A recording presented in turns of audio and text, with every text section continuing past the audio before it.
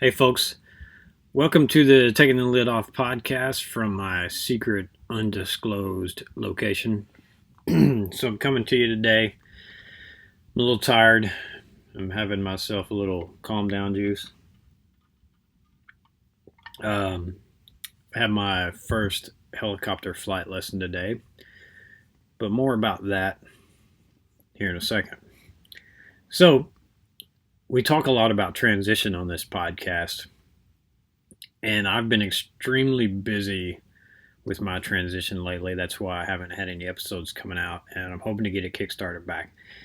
I'm going to be spending a good amount of time in this undisclosed location, which I'm just being secret about, and I don't know why, but I'm doing some helicopter flight training, and I'll talk more about that. But the reason I'm bringing that up is because my internet connection here is not all that great, so I don't know how well Zoom or Skype interviews are going to do.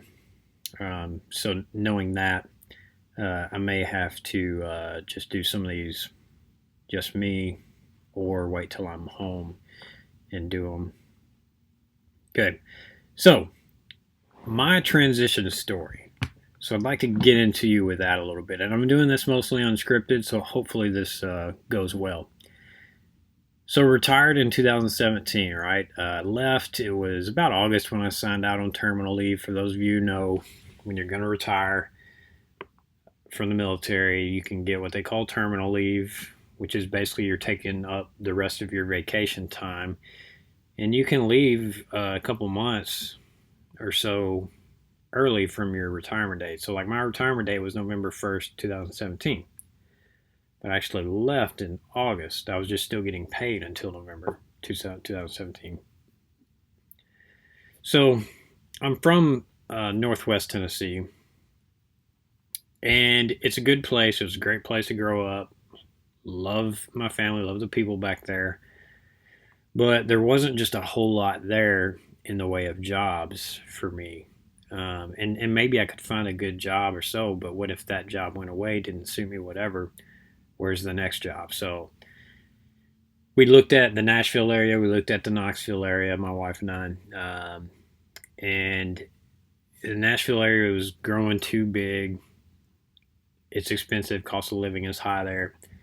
And then we looked at kind of the Knoxville area. And we love the mountains of East Tennessee. There's so much to do over there. Gatlinburg, Pigeon Forge, the Smokies, all that. I'm a big Tennessee fan, so there's Knoxville, there's University of Tennessee. And then Knoxville is just it's a good town. It's a nice place to live. We live kind of on the outskirts of Knoxville, but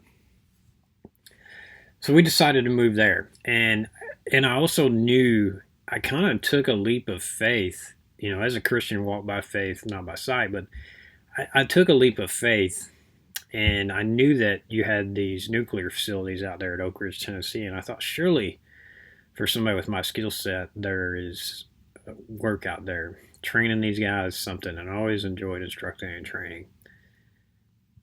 So I took a leap. We moved out there, found us a house, found the place we wanted to be. The school systems are great, some of the best in the state, and we just loved the area, loved the house. It was the right fit, we felt like. And God took care of us on that, because as time goes on, it was even better of a fit than I could have imagined. So we move over there.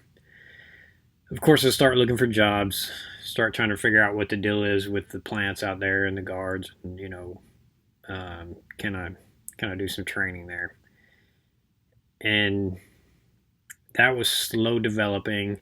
I was looking at farms instructor jobs in the area, that kind of thing, just looking really at everything, trying to figure out, where am I going to fit into this civilian life? Probably could have been planned out a little better. I got the typical ACAP, or whatever it's called now, Soldier for Life Transition Assistance Program. Teach you how to write a resume somewhat. They teach you job interview search and that kind of thing. But I really wasn't very well prepared. And at my level, it's more on me, but you just don't know what you don't know. So, but I knew that I would make it happen. I've always been the kind of guy that I will make stuff happen. Whatever it takes, I will make it happen. So we took the leap. moved out there looking for jobs. Was slow going.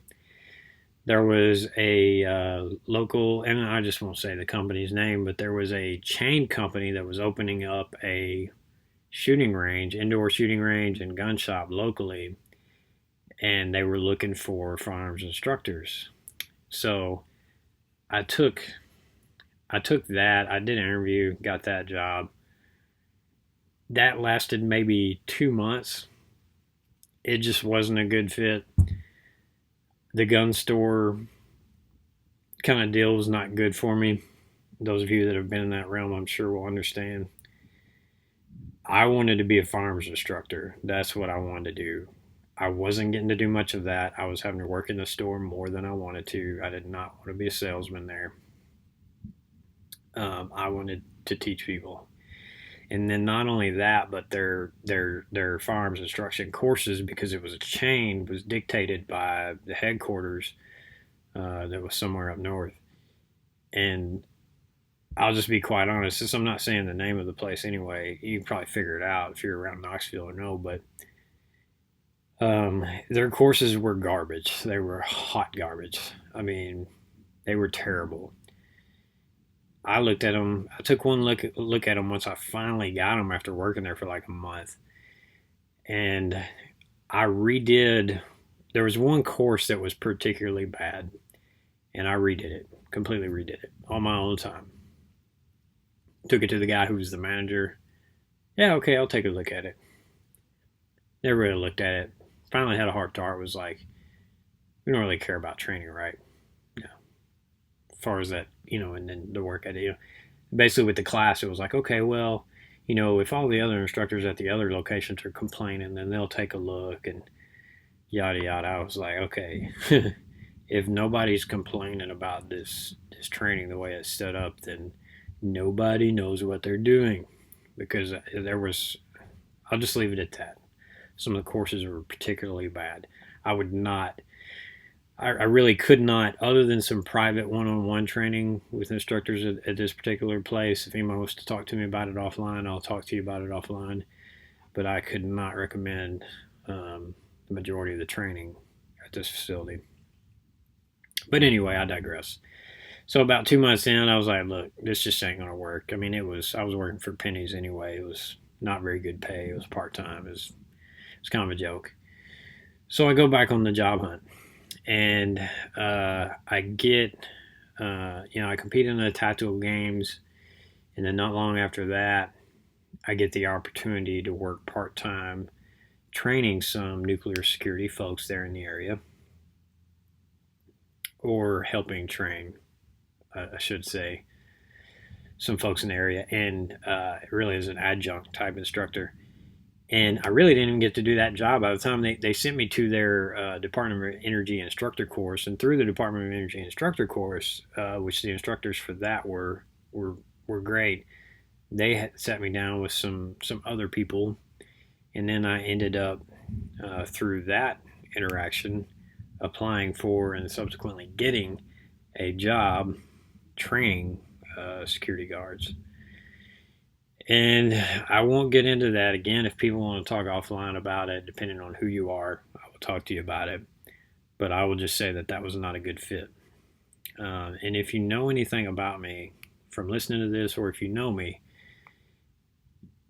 a firearms instructor job for the Department of Energy training nuclear security guards should have been a dream post-career job for me. But that's how bad it was. So I'll just leave it at that. It was terrible.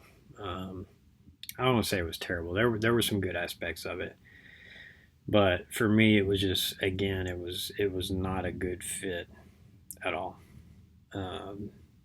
Yeah, but anyway, so that was about a year. I got that job about a year after I'd been retired, and that was by so the lesson there, that job I got by talking to people, putting myself out there, letting people know who I am, what I've done, that kind of thing. And then by them, making a little effort to try to help me out, because I was cordial with them, nice to them, and all that. And these are all good people. so they want to help you, and so I got that job through some networking and then just a little bit of proving myself and kind of showing my pedigree. So what I would tell you is you've got to get out there. You miss 100% of the shots you don't take. So as you transition, if you have opportunities, even if you're not sure about the opportunity being good or not, take it. Take it. Take a chance. You might only hit one shot out of 20, but that one shot could be worth it.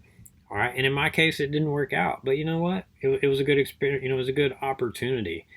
And I wouldn't take it back because it taught me some lessons. And I'm big on leadership lessons. And so I learned I got to learn more about bad leadership. But again, I don't want to go too deep into that. But it is what it is. And so here I am. So why am I here? And I've done my first helicopter flying lesson. As a kid, I thought helicopters were cool.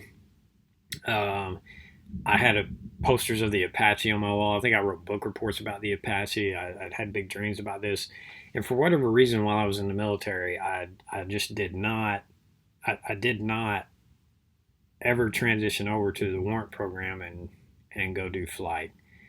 I had some situations going on where I was a single parent, and then I just enjoyed what I was doing. So I don't know. I just never did. I really don't have a solid answer on why didn't I do that while I was in the military. Knowing what I know now with how difficult it is and how much it costs, that probably would have been something I should have done before I got out. But either way, here I am. Now, the GI Bill.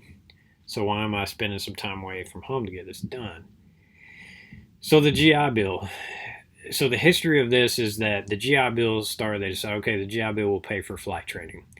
And then you had some guys, I won't name names because I don't know the exact details and all this, but you had some guys out west at some helicopter training courses out there, and there was more than just one school, evidently, but they were fleecing the government, basically. They were taking GI Bill students and training them in like turbine helicopters and all this, which, long story short, those are a lot more expensive to train in. It's a lot more expensive hourly to operate them. So they were just fleecing money from the government doing this, charging the government a lot of money. So Congress went back, they rewrote how the GI Bill can be used. And now if you're going to go to a what they'll call a vocational program, which would be your local flight instruction school, they will only pay what the GI Bill would normally pay for a semester, which right now is about 14 grand, somewhere around 14 grand in one academic year, which is from August to August.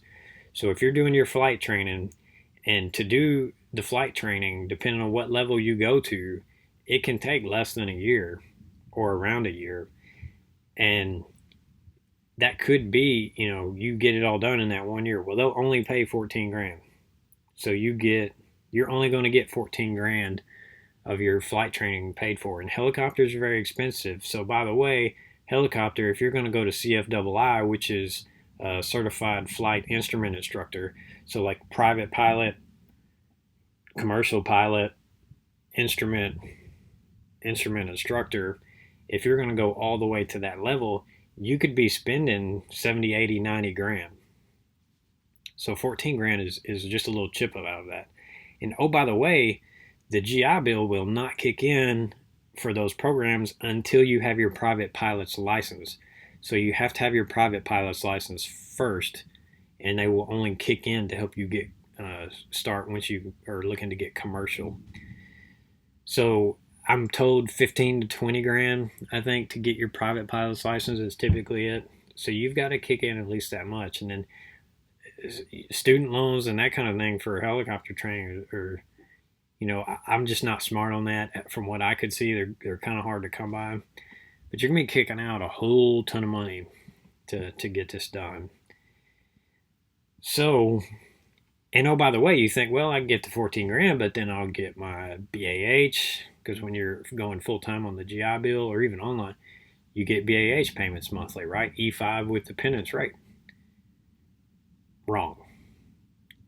For a vocational flight program, they will not pay you BAH, and they will not pay you the up to $1,000 book stipend per academic year that they do if you're going to college. So now, if you want to get flight training, fixed wing, rotary wing, whatever, and you're going to do that at a college that offers a flight program, well, then the GI Bill covers it like they would anything. They'll pay for your private, they'll pay for whatever. They just pay for you to go to school.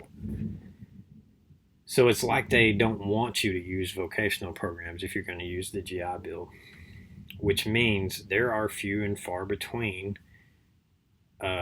college programs that have helicopter flight programs. There was a few around me, but no closer than 4 hours. By the way, we've had the hurricanes going on and whatnot. There's some storms rolling in, so you may hear some thunder. But so anyway, the long story short of that is that if you've got the GI Bill and you want to use it for flight training and you want to have a bank account by the time you're done, you need to go to a college, okay? Because you'll get the flight training paid for. You'll get your monthly BAH, E5 level dependence. You'll also get the up to $1,000 book stipend. Okay. So I don't know. You can only fly so much and still be under that GI Bill level. I think I'm still learning all of it. Quite honestly, I may have to pay some of my testing fees and whatnot, but in the long run, it's well worth it. You know, getting the BAH and all that is well worth it. And just like me, you may have to be away from your family a little bit, but it's a decision. So I talked it over. My wife is amazing, and we traveled to the school that I'm going to. We talked it over, and we made the decision that, yeah, okay, this will work. We'll manage it. But if it's something I really want to do, then this is how it's got to get done. So here I am, and today I had my first flight lesson. The first lesson period I had was last Thursday. This is a Thursday. Last Thursday, I had ground school. Ground school again today, and then today was my first flight. I had some earlier flights scheduled, but the weather's been crazy, so it couldn't happen. I've got several scheduled coming up, so I'm hoping that the weather will cooperate so that I can get trained. For those of you thinking about using the GI Bill for flight training, if it's something that you've dreamt of and you want to do, and it's a passion for you, absolutely go for it. You know, follow your dreams. You earned that benefit. You know, you can live a soft, comfortable life doing whatever. That's fine, but if you got dreams, go for it. And that's kind of what I'm doing here. Now, I've already stepped in this puddle, so I'm in it, and I've got it all over me. But had I known how hard it was prior to starting, I don't know, I might have thought twice. But it's been a ride. The aerodynamics piece and all the different things that you've got to know. And then, oh, by the way, all that, as complicated as all that is, all the way to like the electrical systems of the helicopter and just everything, you got to learn all that. But then, oh, by the way, you also got to fly it. And flying is a lot. If you are not familiar with flying a helicopter, it's freaking hard. All the forces that are acting on this thing and all, like, they're not easy to fly. And if you're a pilot or aspiring pilot, you know this, but hovering is one of the hardest. You might think hovering, well, yeah, you're just holding the helicopter in place, right? It is the hardest thing to do and hardest thing to learn, and that's what I worked on today. And I had a little bit of trouble. I was able to hover a little bit, but maybe for like a minute. A good wind would kick in. I would be trying to compensate and adjust, and I would just, the instructor would have to take over. And I had a great instructor today. So he did really well. It was great. It was a good lesson. But yeah, that's where I'm at, guys. So I'm for at least the next year and a half, I'm on the journey of trying to get through to my helicopter instructor certification, and I'm just getting started. And when I say just, I mean lesson number one today. So, this is my transition story so far. I would encourage any of you, if you've got a passion or something you've always wanted to do like this, do it. Get it done. Get it done. I've got a new saying that I think I'm going to coin, trademark, whatever, but easy is boring. Easy is boring, right? Now, at our level, you're a retired guy, your 40s, you got a family, you got to think about your family. You got to make those decisions together, but for our family, it works. It may not work for yours, but for our family, it works, all right? Now, it's starting to pour rain, and it's probably going to mess with my sound, so I'm going to go ahead and wrap this up. But that's kind of my transition story to this point. So, the taking the lid off channels I'm going to start documenting this journey a little more. I'm probably going to get some more aspiring current pilot traffic, because I'm going to advertise that a little bit, that I am, on this pilot track. But I'm going to try to keep this going. My podcast may get shorter. We may veer a little bit towards some helicopter pilot stuff, but I'm still going to be veteran focused. I'm still going to try to talk transition stories with other people, even if I have to wait till I'm home, which I'll be home quite a bit, but I'm trying to make the time when I'm home free for only studying and spending time with my family. So if I have to do something when I'm home, get it done, I will, but I'd rather not. I'd rather do them when I'm away and have a little extra time. But guys, whatever you're wanting to do out there, set the mark and get it done. And follow me. Let's see where this goes. And tell me about what you're working on, veterans. If you're out there, tell me about, especially my retired guys. Even not retired folks too. But what are you working on? What are you using your GI Bill for too? Like what benefits are you using that are helping you get to your dreams and goals? Tell me all that stuff. Let's hear it. So comment, like, subscribe, follow, all that good stuff. 5-star reviews are great. And let's get this thing done. Take care. Talk to you soon. God bless America.